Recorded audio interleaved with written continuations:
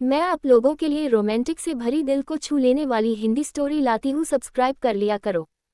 कौशल्या और रघुवीर की एक बेटी थी सविता। सविता को बचपन में ही पोलियो मार गया था, जिससे वह एक पैर से अपाहिज थी। सब लोग उसे दया की दृष्टि से देखते थे और अपने माँ बाप की बहुत लाडली थी। उसकी आंखों में कभी आंसू नहीं आने देते थे। सविता अपाहिज जरूर थी, लेकिन सभी कामों में कुशल थी। स्कूल में भी वह सभी अध्यापकों की प्रिय थी। एक दिन कौशल्या बोली, कौशल्या सुनो जी, सविता की 11वीं पास हो गई है। हमारी बेटी दिव्यांग है, उसके लिए भी ऐसा ही लड़का ढूंढना पड़ेगा। लगता है उसकी शादी करने में बहुत मुश्किलें आएंगी, इसलिए अभी से लड़का ढूंढना शुरू कर दो। रघुवीर, हाँ कौशल्या सही कहती हो। सविता कितनी सुंदर और सर्वगुण संपन्न है, लेकिन पैर की वजह से मेरी बेटी की जिंदगी खराब हो गई।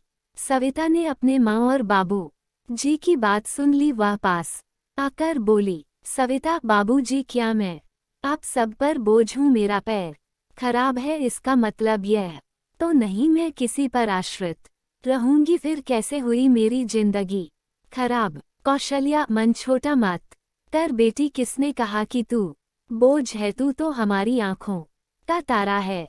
सविता, माँ मैं पाई के साथ साथ कुछ करना भी चाहता हूँ, जिससे मैं खुद पर निर्भर रह सकूं। इधर सविता की पढ़ाई पूरी हो गई और उधर रघुवीर सविता के लिए लड़का ढूंढने लगा। सविता के लिए परेश का रिश्ता आया। परेश रसायन फैक्ट्री में काम करता था। परेश अपनी माँ रमा और अपने पिताजी मुकेश के साथ सविता को देखने उसके घर आया। मुकेश, अरे बेटा, लड़की का तो पैर खराब है। परेश, पिताजी, अगर मैं दिव्यांग लड़की से शादी करूंगा तो मुझे किसी का जीवन संभालने का सौभाग्य मिलेगा। रमा, बेटा तेरी जिंदगी है, जो भी फैसला हो सोच संभाल कर लेना।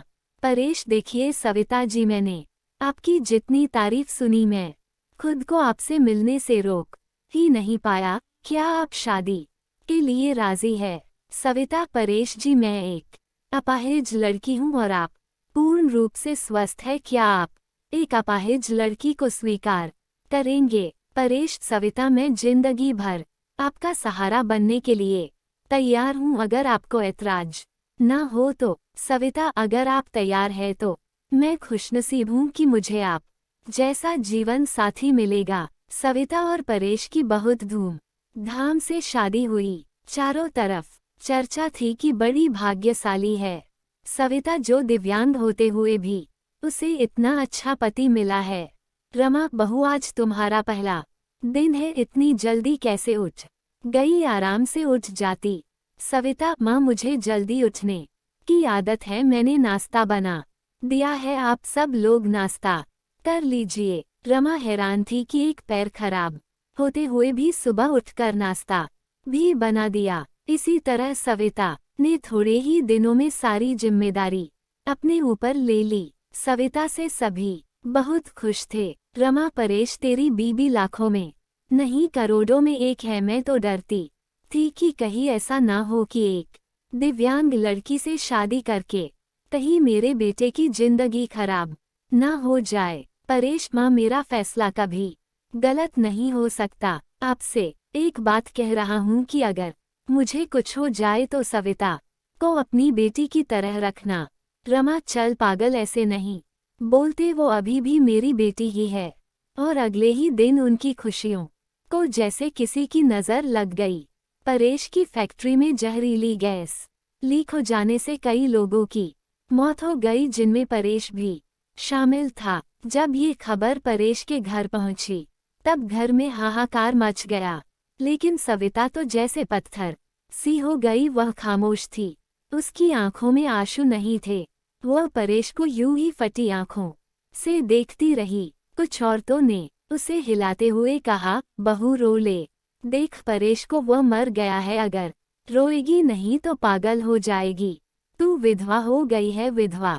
इस तरह की बातें सोचकर सविता फुट फुट कर रोने लगी। सविता रोते हुए बोली, उठो परेश, आंखें खोलो, मैं अकेले किसके सहारे जीऊंगी अभी तो मैंने तुम्हारे साथ कुछ ही दिन गुजारे थे, फिर मुझे अकेला छोड़कर क्यों चले गए। परेश का अंतिम संस्कार हो गया और सविता के अरमानों का भी।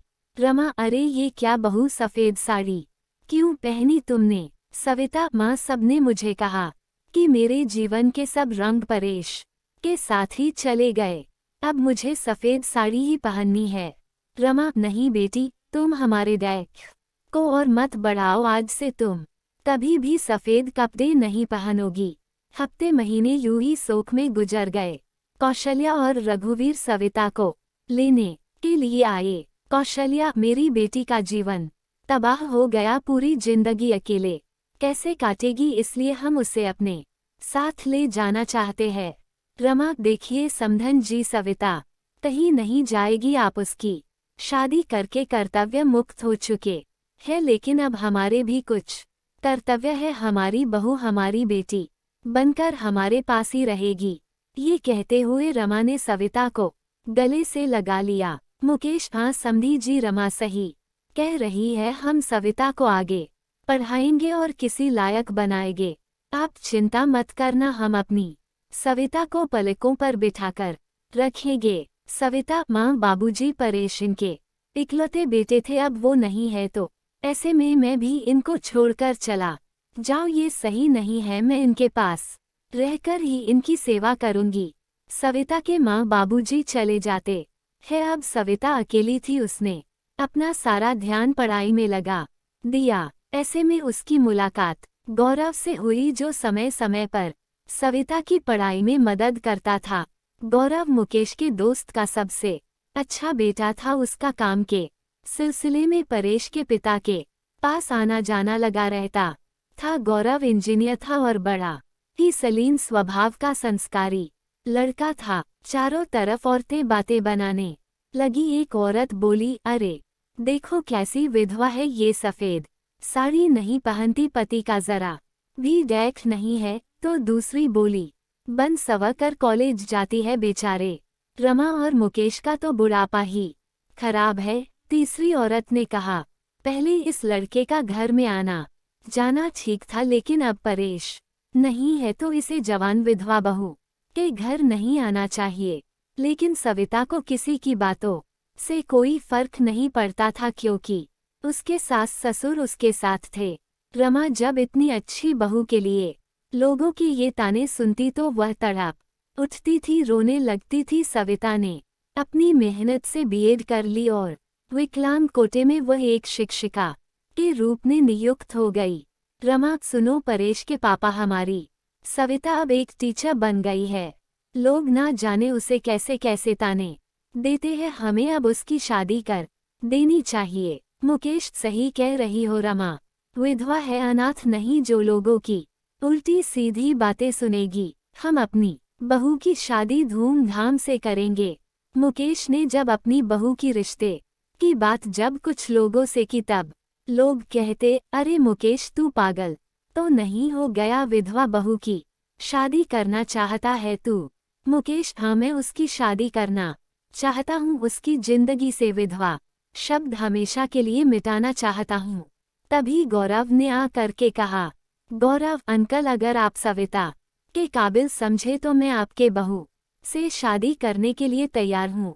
मुकेश, गौरव तुम? गौरव, हाँ मैं। मुकेश, मुझे यकीन ही नहीं हो रहा है कि मेरी बेटी तुम्हारे जैसे लायक और होनहार बेटा पसंद करेगा। मुझे तुम पर गर्व है, मैं ये शादी के लिए तैयार हूँ बेटा। तभी मुकेश घर आ करके सविता से कहता है, सविता बेटी, तुम जानती हो मैंने हमेशा तुम्हें अपनी बेटी से बढ़कर माना है। मैं चाहता हूँ कि तुम्हारी जिंदगी की अधूरे सपने को पूरा करूँ। मैं तुम्हारी शादी गौरव से करना चाहता हूँ, तुम्हें कोई ऐतराज तो नहीं? सविता, पिताजी परेश की जगह शायद ही मैं किसी को दे पाऊँ, लेकिन आपने जो मेरे लिए किया है वो कोई कर नहीं सकता। आपका फैसला मेरे सराखों पर, जैसा आप कहे मुझे मंजूर है। और फिर सविता और गौरव की धूमधाम से शादी हो गई और सब खुशी